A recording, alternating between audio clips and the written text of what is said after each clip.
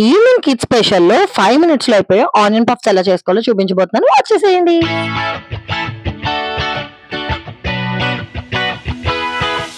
Hello అందరికీ.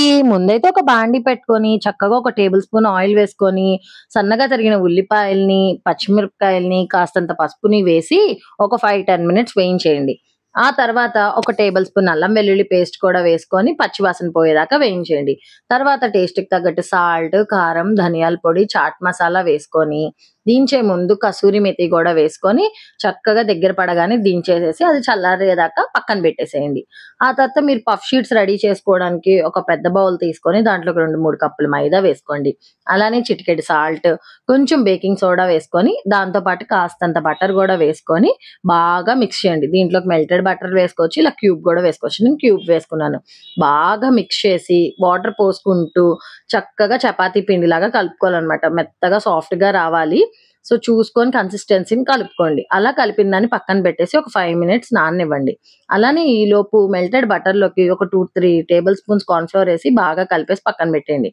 ఆ తర్వాత నానిన చపాతీ పిండిని తీసుకొని ఇలా చిన్న చిన్న చపాతీ బాల్స్‌లా చేసుకొని పక్కన పెట్టేసి, అలానే చిన్న చపాతీలు చేసేసుకొని పక్కన పెట్టేయండి. ఇప్పుడు మెల్ట్ చేసుకున్న బటర్ డఫ్ ఉంది గదా! దాన్ని మొత్తం చపాతీలకి అప్లై చేసేసి, ఒక చపాతీ పైన ఒక చపాతీ పెట్టేసేయండి. ఇలా కొంచెం మైదా గూడా స్ప్రింకిల్ చేసుకుంటే స్టిక్ అవ్వకుండా ఉంటాయన్నమాట.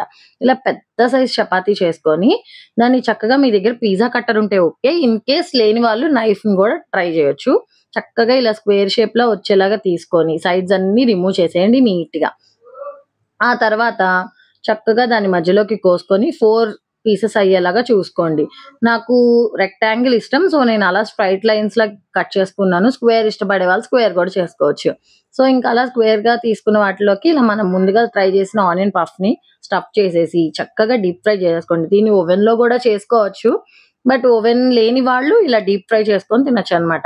ఇంతేనండి, సింపుల్‌గా గోల్డెన్ బ్రౌన్ కలర్ వచ్చేదాకా వేయించేసి పక్కన పెట్టి, మీకు నచ్చిన టమాటా కెచప్ ఆర్ గ్రీన్ చట్నీతో డిప్ చేసుకొని తింటే సూపర్‌గా ఉంటాయి. మీరు, మీ పిల్లలు ఫుల్‌గా ఎంజాయ్ చేస్తారు. నచ్చితే ట్రై చేయండి. ఎలా వచ్చిందో కామెంట్ చేయడం మర్చిపోకండి. అలానే కొంచెం సబ్స్క్రైబ్ చేసుకోండి. Thanks for watching. బాయ్.